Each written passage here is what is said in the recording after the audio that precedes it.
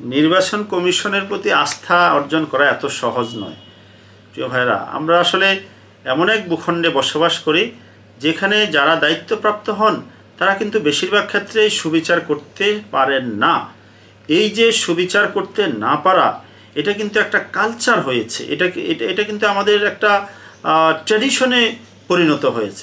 সুতরাং এই জায়গা থেকে নির্বাচন কমিশন বেরিয়ে আসতে পারবেন আমি জানি না, কারণ এই নির্বাচন কমিশনের বিরুদ্ধে কিন্তু অলরেডি নানা ধরনের কথাবার্তা শোনা যাচ্ছে। বলা হচ্ছে যে তিনি একটি দলের পক্ষ হয়ে কাজ করতেছেন, অথবা একটি দলকে অগ্রাধিকার দিচ্ছেন, অথবা কাউকে তিনি ফেভার করছেন, এরকম কথাবার্তা কিন্তু শোনা যাচ্ছে।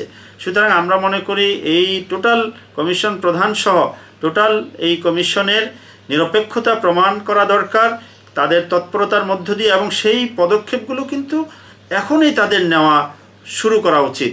এবং রাজনৈতিক, আমি মনে করি ওনাদের নির্বাচন কমিশন অবশ্যই রাজনৈতিক দলদের সাথে ডেকে মতবিনিময় করা, তাদের সাজেশন নেওয়া, রাজনৈতিক দলগুলো কি চান, কিভাবে চান, সেই সাজেশন নিয়ে তাদের এগিয়ে যাওয়া উচিত।